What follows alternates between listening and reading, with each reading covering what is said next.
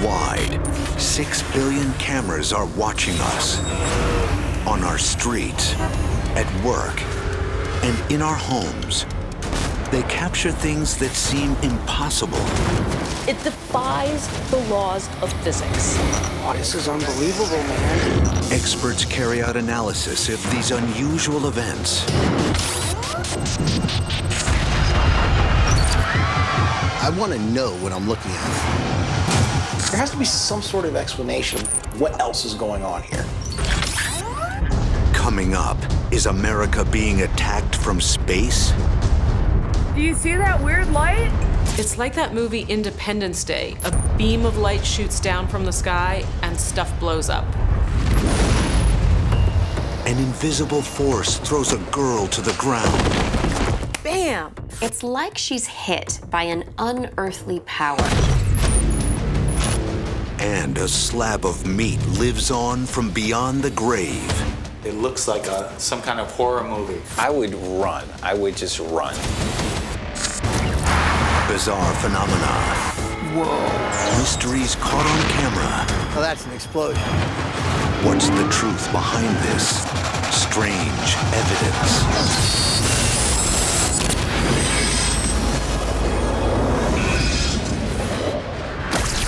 Now, in the dead of night, a blackout hits an American town.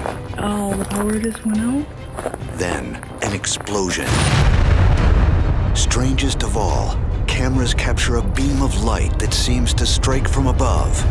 It defies imagination. The sky pulses with energy. It felt like an attack. Experts fear this could be a new weapon of mass destruction, striking from space. It looks a lot like Armageddon.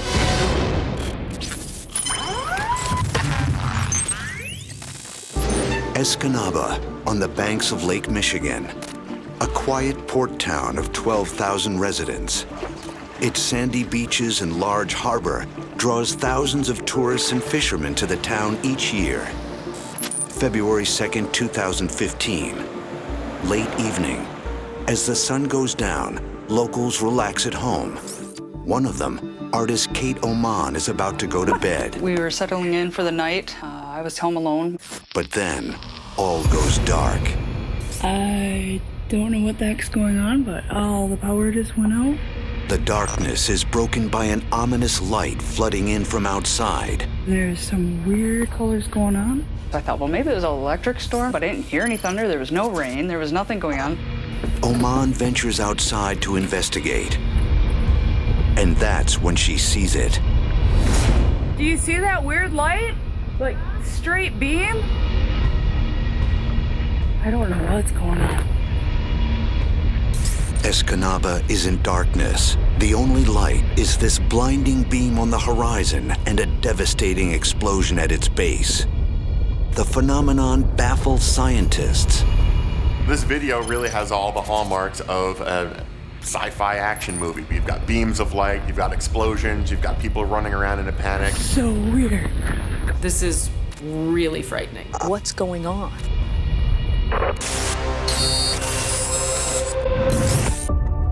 I'm going over there. On the ground, Oman heads towards the blinding light, and as she nears, Holy she realizes the city's power station lies immediately under the beam. look at that. The power station had actually blown up. It just was on fire. Oman continues to film as she tries to figure out why the power station is burning and if the beam above is to blame. Her mind races for an explanation. I thought it could be aliens. It's a nightmare straight out of a Hollywood science fiction film.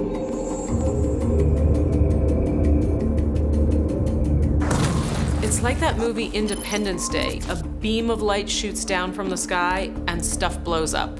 You're kind of looking in the clip for any sort of ship above. The footage is sent to retired United States Army Colonel Daniel Davis. He wonders if this is a weapon of mass destruction, firing from above. Although it may seem like stuff of science fiction, in the 1980s we started what's called the Strategic Defense Initiative, the SDI, or the Star Wars program as it's come to be known, which was basically wanted to have laser weapons, whether airborne or in space. SDI will go forward.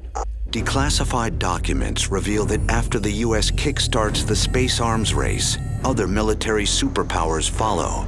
All the major powers are doing research to try to weaponize space. Certainly China, Russia are doing lots of research and development to try to make something like that happen. New evidence suggests Russia could already have an operational space weapon. In August 2018, the U.S. State Department expresses concerns about a Russian orbiting object behaving abnormally. They describe the craft's movements as very troubling. Russia dismisses the claims as slanderous accusations, but many are concerned it is a weapon in disguise orbiting the planet. A potential threat to America's military dominance. The first country to deploy a fully operational space-based weapon into orbit will automatically have the high ground in any future war. Witnessing this beam, Munoz ponders if an enemy military is showing their space lasers' ability to attack the American heartland. Worst case scenario, what we're seeing here is an operationally weaponized satellite basically destroying this power grid. It's literally death from the sky. Science journalist Joe Papalardo considers this terrifying possibility. It's an almost James Bond villain plan to put a satellite in orbit that has a strong enough laser that can strike anything below. Looking for the potential space laser, Papalardo checks the Space Surveillance Network, a system capable of tracking the tens of thousands of objects orbiting the Earth. Papalardo discovers no sign of a killer satellite above Escanaba on that day. You can't hide things in orbit very easily, not when they're big and not when they're shooting death rays down onto the planet below. It's just not a viable theory.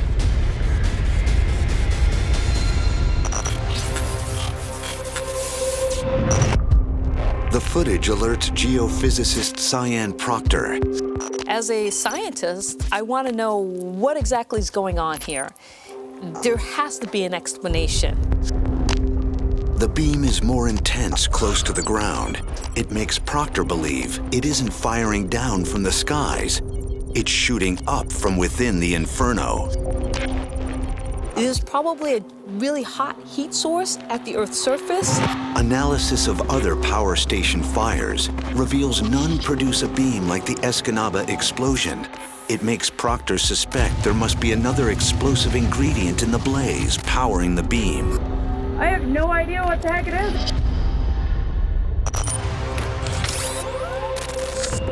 Coming up, strange powers are at work in Mexico. What force threw this girl to the ground? And Proctor unleashes the power of a deadly chemical to try and explain Escanaba's bizarre beam. You can see how bright that's burning.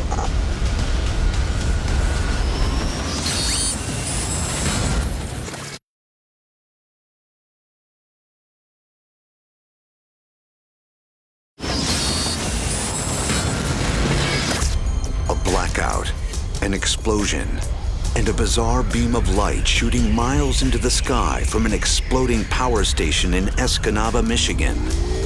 If I lived in that neighborhood, I'd be terrified. So what's going on?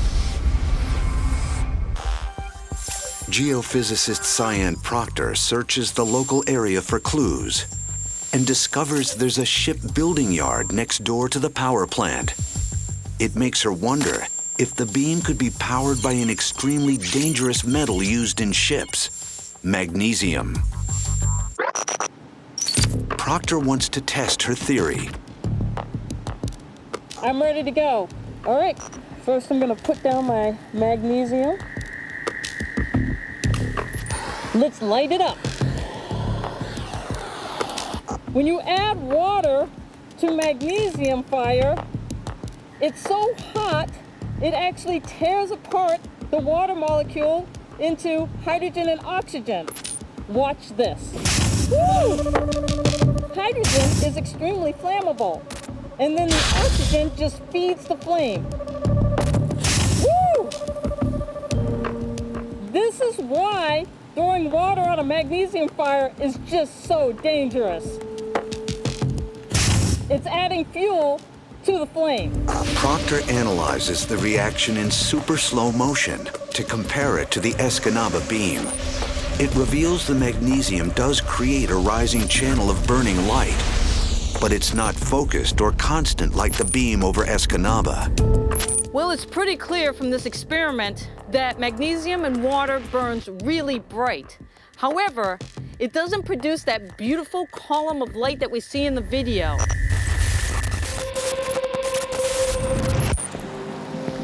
The footage is sent to meteorologist Chris Walczek.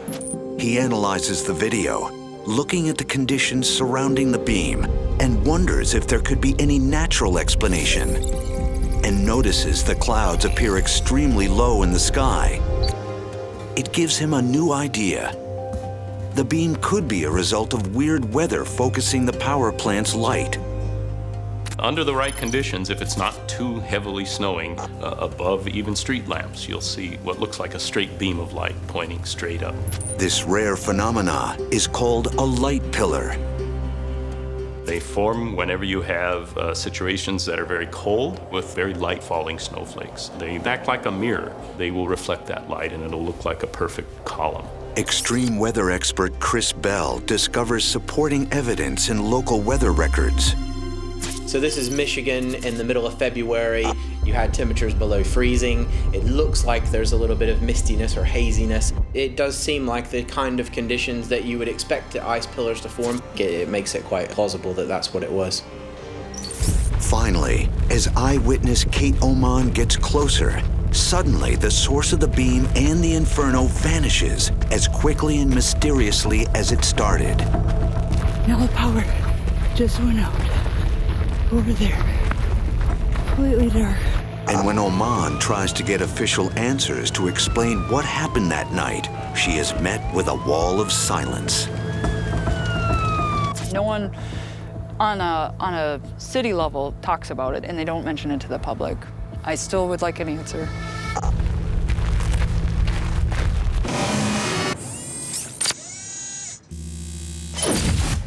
Now, a dish best served twitching. Is it dead? Looks like it's alive. How is that even possible? Some believe it's proof of life after death. The doors of death could open. Or is this the darkest experiment ever attempted by science? This looks like Frankenstein has opened a butcher shop.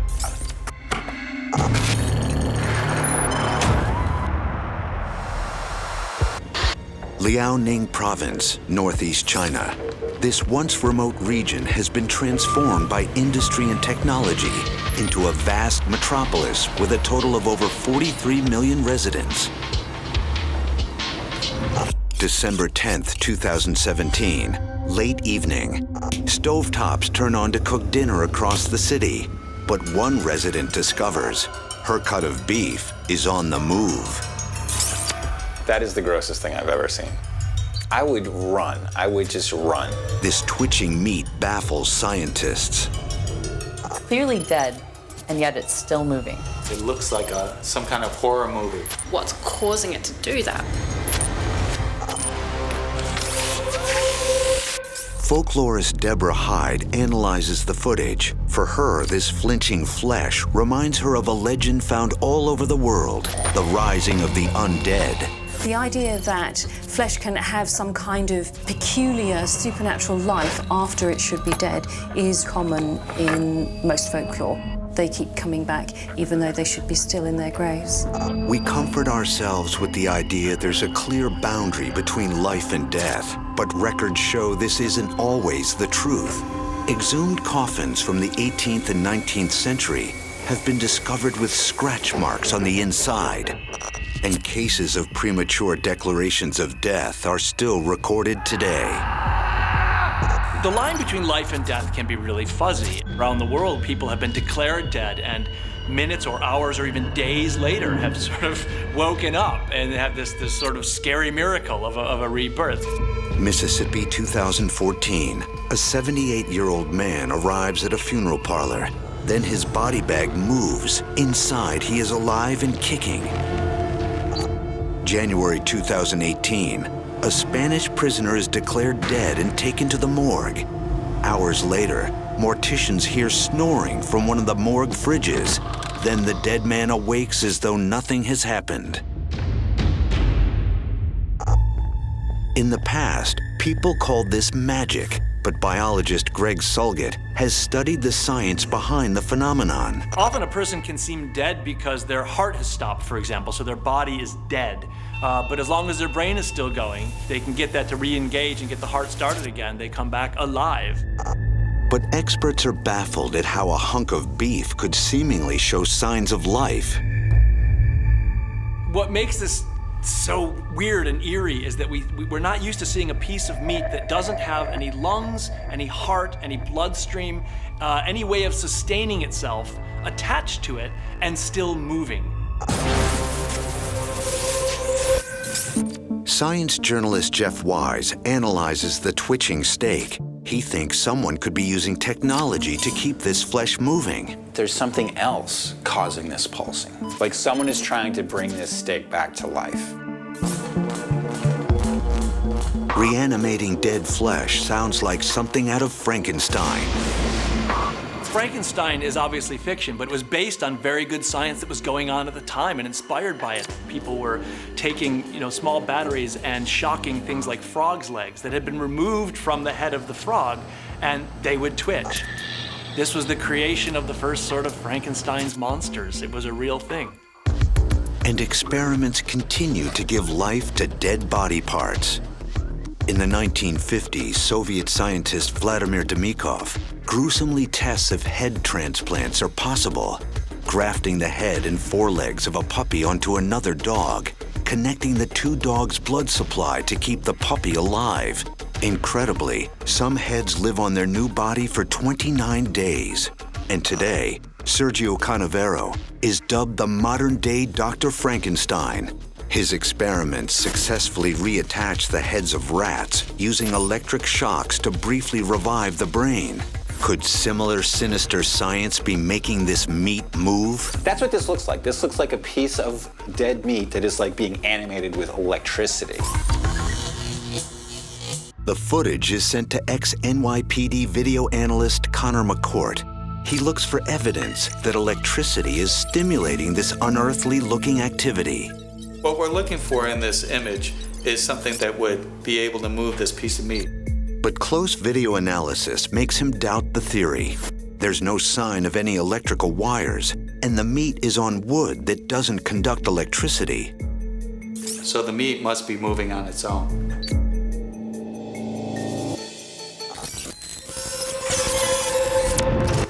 Neuroscientist Jade Lovell examines the footage.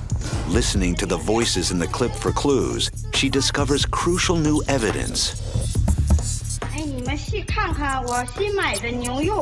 Lovell suspects that if this meat has just been bought, it would still be extremely fresh. It makes her think the seemingly impossible could be true. Just like a zombie, this meat is undead. It's possible that the animal itself is dead, but twitching after death. Coming up, a schoolgirl victim of an invisible attacker. She literally goes down like a rag doll. A river of fire and a wall of ice combined to destroy. You hear people screaming, there's wreckage everywhere. What the heck is going on here? And could this mysterious meat hold the secret to immortality? It looks like life after death, like somebody coming back from the other side.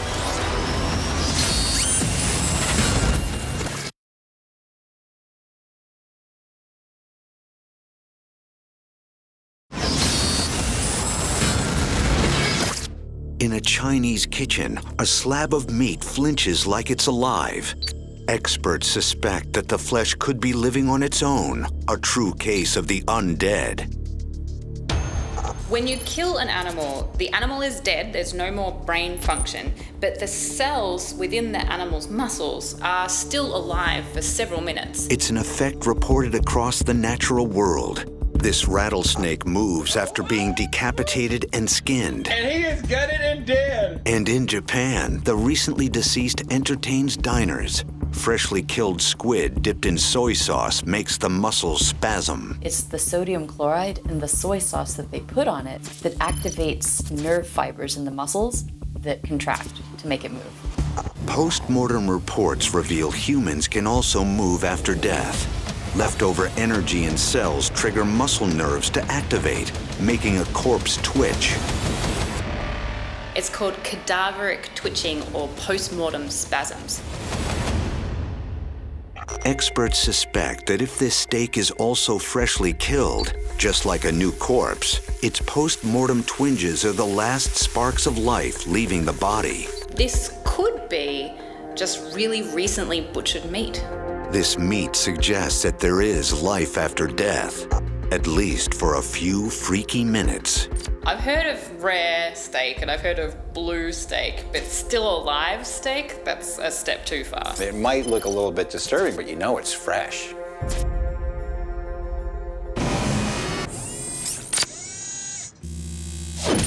Now, in troubling footage, a schoolgirl walks out of a shop and is slammed headfirst into the ground. Bam! An attack seemingly out of nowhere. There must be something that we're not seeing. In a country with a cult that worships the dead, are evil spirits taking victims on the streets? It's like she's hit by an unearthly power.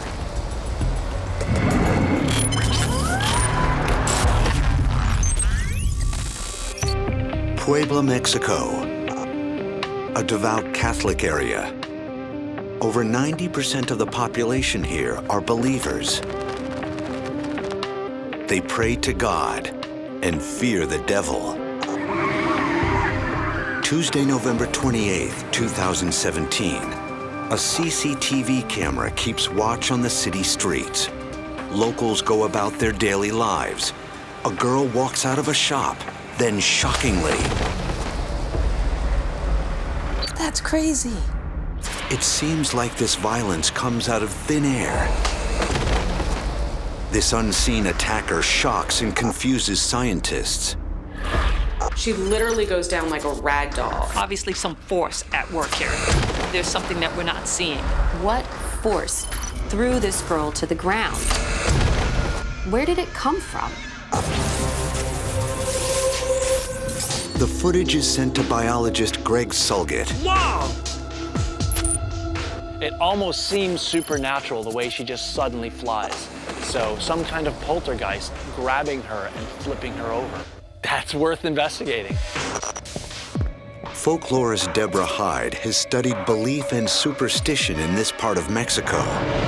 Some do believe in possession, and they do believe that demonic activity happens in the city and accounts for an awful lot of the dreadful things that happen there.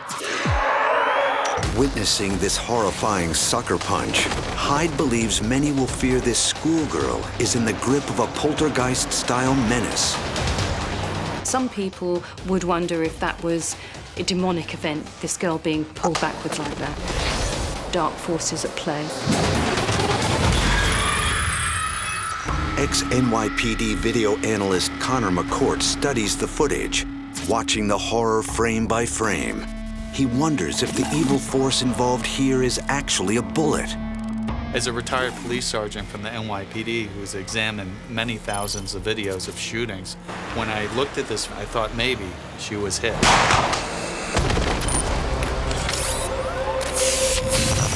Coming up, something is stalking the sewers of Denver. We were just wondering what this was and how we could stop it. And a mysterious flash offers a clue to the identity of the invisible attacker. Right here, in this area, right behind the truck, just momentarily, I wanted to see what that was.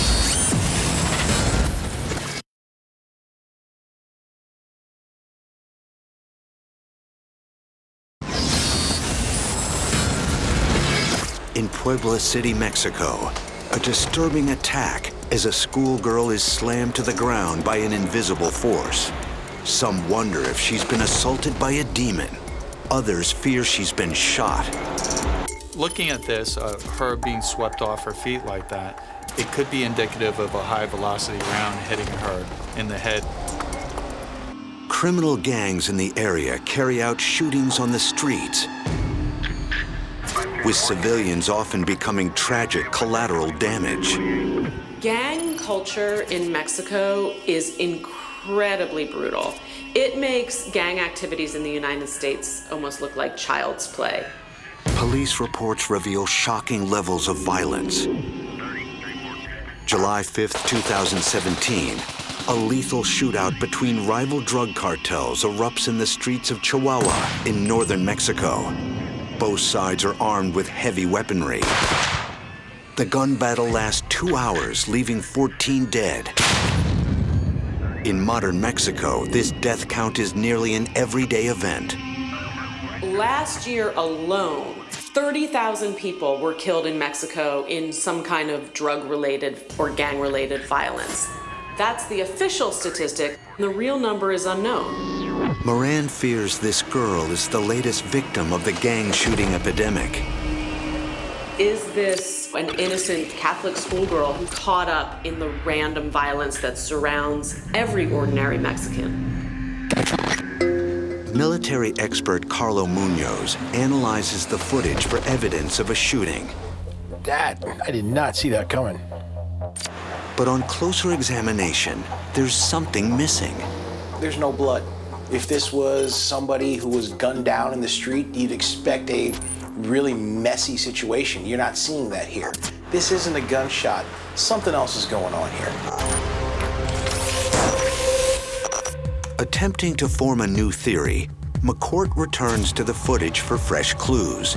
He uses software to enhance the CCTV image. And within the upgraded video, he makes a crucial breakthrough. Right here, in this area, right behind the truck, just momentarily, there's a little reflection. I wanted to see what that was. It happened right before the girl smashed to the ground. McCourt focuses in on the reflection. I realized it was a wire. I traced the wire, and I traced the path. Tracing the wire through the video, it ends up around the girl's throat. I could see that the wire wrapped around the girl's throat and smashed her to the ground. Reanalyzing the video, McCourt notices the wire falls from above and then is dragged down the street by a truck. It makes him suspect this is a horrific accident. The wires were dangling across the street. The truck got tangled up in the wire, dragged it down the street. It got tangled up in her neck area and then threw her to the ground as the truck exited off screen. The girl is unlucky to be caught up in this horror. But fortunate the outcome isn't worse because she walks away without major injury. Had that snag on her and taken her with it, she'd be dead. I think she's lucky to be alive. This is a reminder that in a busy city, danger could be around every corner and could come out of nowhere.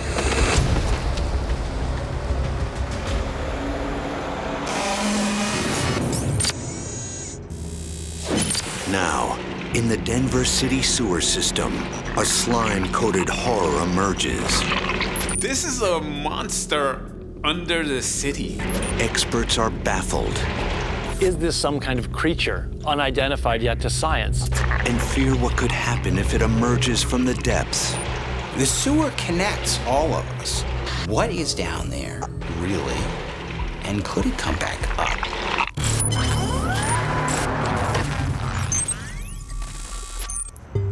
March 2008, Denver, Colorado. Surveillance cameras keep watch of the mile-high city. Residents bask in the spring sunshine, unaware of a horror just 7 feet beneath them. On a residential street, sewage crews send a remote operating camera down into the darkness for a routine inspection of Denver's 1,900-mile-long sewer network. The camera pushes farther into the sewer pipes.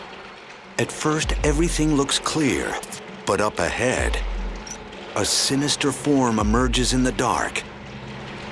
sewer engineers alert Denver city official Heather Burke to this gruesome enigma. It's just kind of gross and creepy looking, kind of like some sort of sea monster. Investigating closer reveals a disgusting maggot-coated horror show. And then it moves. That's weird. That is really weird. This blob is what my nightmares are made of. We were just wondering what this was and how we could stop it. Burke sends the footage to scientists, hoping to discover its identity. It's disgusting, it's moving, and it's under the city. What is this monster that's just living under the streets? Coming up, a frozen river mysteriously explodes. All of a sudden, boom. And experts uncover evidence the sewers could be supersizing a subterranean creature. In a lot of cases, you'll hear these stories about animals becoming huge.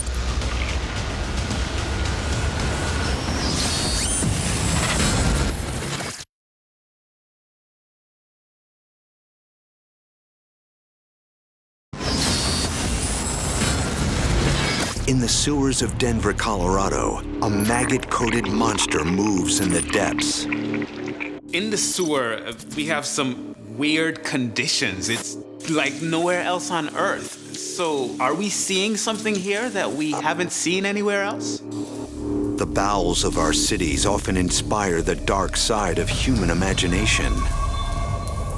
Hollywood movies have us believing that they're super scary, like in the movie It, where there's a clown living down there. But there is truth to tales of sinister sewers. In Tehran, Iran, after a flood, rats weighing as much as small dogs emerged from the sewers and terrorized residents. They were so terrifying and malevolent that the army had to call out its snipers to pick them off.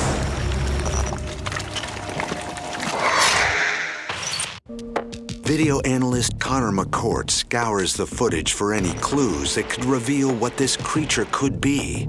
But on close inspection, he realizes he can't see anything that identifies this bizarre beast. No mouth, no ears, no eyes. We're not really seeing that here. Does that mean it's not a creature?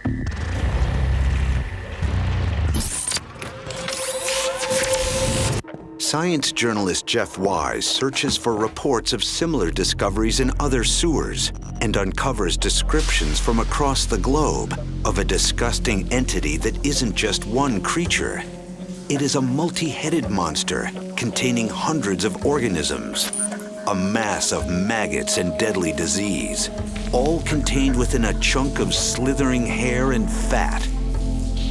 There have been reports from all around the world of sanitation workers having to deal with these disgusting accumulations of discarded grease and fat called fatbergs. New York, Dublin, and Melbourne are all fighting these growing masses of fat.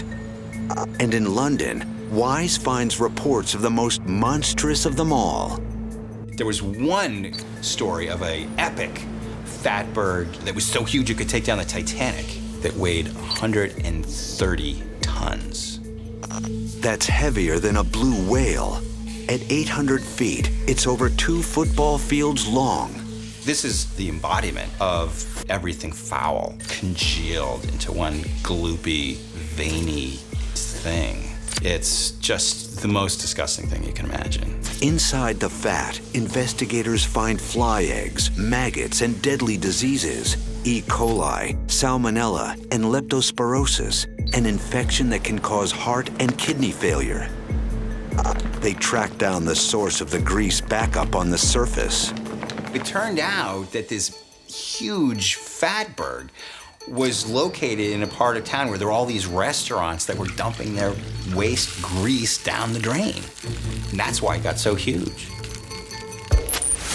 Burke investigates the buildings that lie above this sewer and amazingly finds the culprit.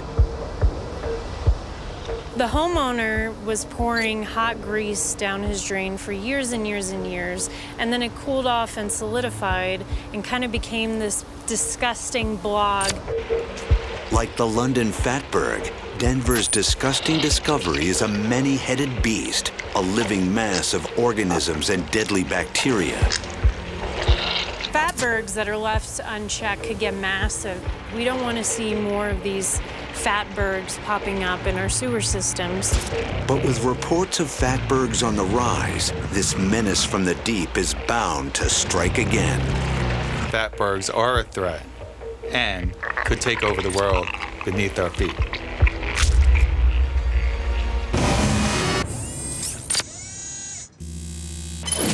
Now, an attack of fire, and moments later, an invasion of ice. It's like a slow-motion tsunami, and it can just steamroll over anything that it encounters. Are military forces turning icebergs into battering rams? Could Russia have deliberately caused this explosion of ice?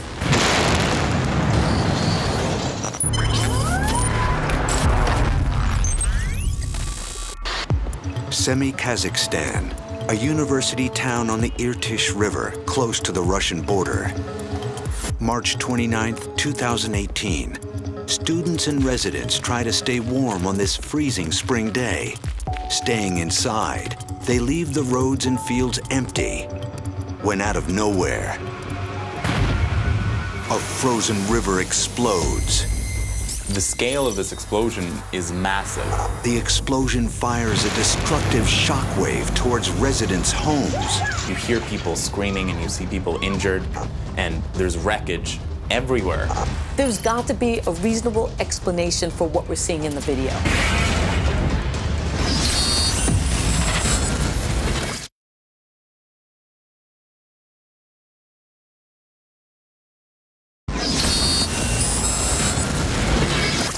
In a Kazakhstan university town near the Russian border, a frozen river erupts. All of a sudden, boom. The explosion shatters windows and sparks panic. And after the blast comes a frozen shockwave. The ice breaks into giant slabs that break the banks of the river. This is terrifying. This explosion unleashes this monstrous natural force, which takes this wall of ice and brings it up onto the shore. What the heck is going on here?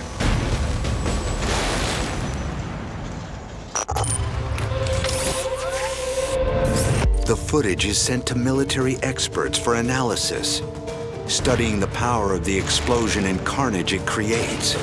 It looks like a planned attack. My immediate thought is this is some kind of military exercise or operation. The density and the color of the cloud looks like explosives. This is like something you'd see hanging over a battlefield. Considering the location, there's a prime suspect that could be setting off military firepower: Russia. Kazakhstan is one of the former Soviet republics. It certainly is an area that Russia would love to stake its imperialistic claims on again. The residents are no strangers to Russian military might. Semi was once a test site for Soviet nuclear bombs. 456 atomic explosions detonated over 40 years, making this the most nuked place on the planet. The radiation from the tests still affect many of its 300,000 residents. For locals, this new explosion means a new fear. You have to wonder, is this Moscow flexing its military might? The ice tsunami makes experts wonder if Russia could be testing an entirely new kind of warfare. Could Russia have deliberately caused this explosion of ice to essentially weaponize nature, to go in and wreak havoc and destruction without your military ever having to fire a shot? Nature's devastating energy has been harnessed by military powers in the past. World War I, the Alps mountain range, the Italian military release huge boulders from the cliffs, which crash down on Austrian troops below. World War II, British bombers nicknamed the Dam Busters target Nazi dams in Germany, unleashing a torrent that floods towns and ammunition depots downstream. And in 2012, on the Indian-Pakistan border, an avalanche buries a Pakistani military base, killing 140. The Pakistani media claims that Indian forces trigger it with explosives.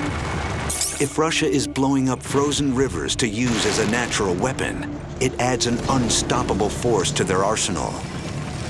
It's kind of a brilliant strategy to essentially weaponize nature, to use the ice itself as like battering arms. But when military expert Carlo Munoz looks for further Russian military action, he discovers this is somehow a one-off explosive catastrophe. There were no additional explosions, no further military action. Either this was a warning from the Russians or something else entirely. Science journalist Dave Farina discovers local reports revealing the Kazakhstan government admits it is responsible for the devastating explosion. The authorities claim it's an attempt to clear ice that's blocking the river. When a very large river freezes over completely, there's little else to do other than just blow it up. Many countries with sub-zero winters deploy this method for clearing waterways, but there's no evidence of similar explosions causing this much carnage. It makes chemist Kishore Harry suspect the footage could be evidence of a catastrophic mistake. Anytime you're working with explosions, there is a potential for danger. Those explosions can go anywhere in terms of how they break up the ice. Analyzing the explosion, Harry believes the Kazakhs' mistake is placing the explosives on the surface of the ice instead of underneath it. This seems like the explosion was on top of the ice in the way that it sort of blew the ice up into the air. Instead of the explosive energy going into cracking the ice, the explosive energy seems to have pushed the ice outward onto land, or even some of that explosive concussion effects going into buildings and breaking glass. Experts agree that this was a clumsy and catastrophic attempt by the Kazakhstan government to clear the river. And locals hope next year the authorities will have learned their lesson.